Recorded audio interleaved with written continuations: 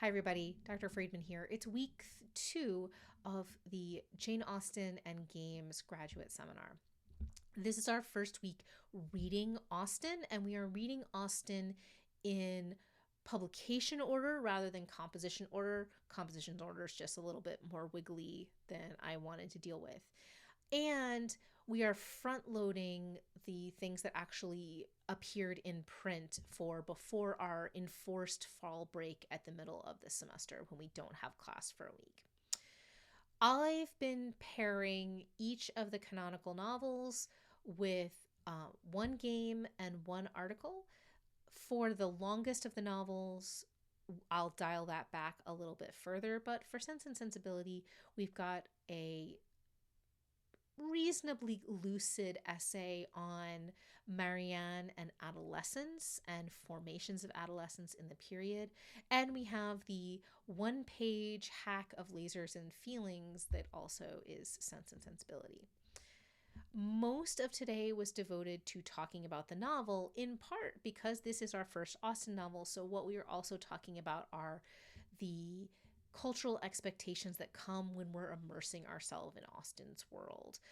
The class formation that we are dealing with the gentry, the landowning class, not the 1%, more like the 25%. Aristocrats very rarely feature in Jane Austen, so much so that I think I probably count them on one hand and still have fingers left over, but also not the working class. We also have very few specific encounters with them. But Austen spends a lot of time in the beginning of her novel situating the ways that her heroines have gotten to whatever social point they are. And usually that's a multi-generational tale, often about female disenfranchisement. And that is more true in Sense and Sensibility than any of the other novels, to the point where this is my least favorite novel. It is incredibly infuriating for the ways in which it depicts a brother basically, and this is a technical term, screwing over his younger sisters and his stepmother. I find it really hard. And so we talked about the difficulties of our own situatedness, and some of that is some things that we share as cultural norms in the 21st century. Normally, a 17-year-old getting married to a 35-year-old is a classic case of grooming, but it's culturally distinct in the 18th century, in part because of the changing understanding of what adolescence is and what adulthood is and when adulthood happens and all these sorts of things. That doesn't make it less difficult for any of us. So we talked about those things. We talked about kind of expectations. We talked about the beginning and the end, and whether the ending is satisfying and according to whom, and what did Austen intend, and how reviewers took the ending, and Marianne's ultimate kind of, I kept using the word fate, and I didn't mean to be ominous in that way, but, it's such a common descriptor for how to understand Marianne's ambiguous ending, which is content more than happy. And this is why I fight with people on Twitter about saying Austen is not going to give you happily ever after. She's going to give you happy endings. She's going to meet that contract, but it's going to be endings that still make you think, make you question the very nature of love and marriage, which is not surprising from an author who accepted a marriage proposal for only one night and then thought better of it in the morning. Not every marriage, according to Austen, is a good marriage. And so not every happy ending that ends with marriage is the fairy tale ideal. She is, as I told students, pushing back against very moralistic works of the period, which abounded, especially pairing a good sister and a bad sister. And the bad sister, Austen kind of even literally tells us what the common ending in the period would be. Normally, someone like Marianne would either be dead, or functionally, socially dead, unable to marry, at home forever, totally ruined. The idea of a fruitful second love is not something that the 18th century really handled especially well for women. Um, Indeed, very complicated. So the fact that she gets the autonomy to choose a second love that she grows into is revolutionary on Austen's part. It's not as progressive as some of her even more political sisters and brothers from the period, but it's important to note that Austen is moving the needle and engaging among a kind of polarized debate in the period about how to tackle these questions.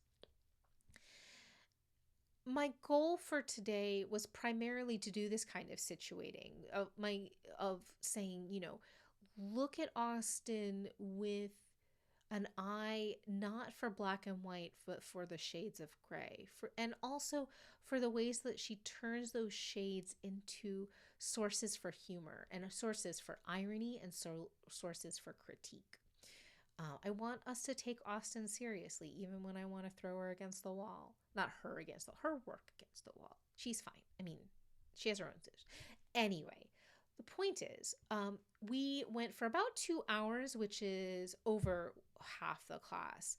And the back half of class, looking at secondary material, was a little less robust than it might be in other weeks.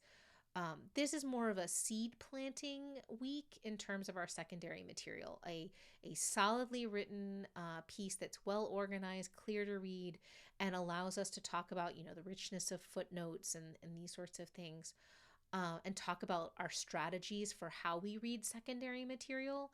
And then a one-pager RPG that allows us to kind of take a look and know, what is an NPC? What does it mean to say 1d6? One six-sided dice.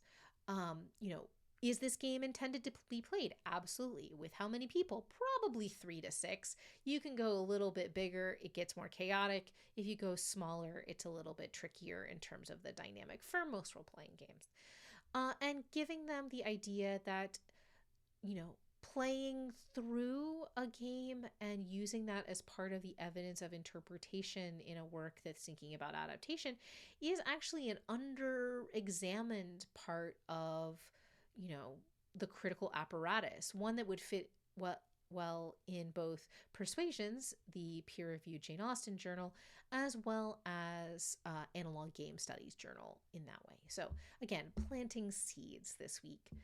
Next week, we have the tsunami because we're dealing with the big one, Pride and Prejudice. It's not the longest, it's not the biggest in that sense, but in terms of its cultural impact, it's huge. So there's a huge number of games that use Pride and Prejudice as the kind of starting point. Everything from Pride and Extreme Prejudice, the one-pager Jane Austen plus Mex by Grant Hewitt, to more robust games like Matches and Matrimony, which we're going to read a Persuasions peer-reviewed article about and take a look at the game.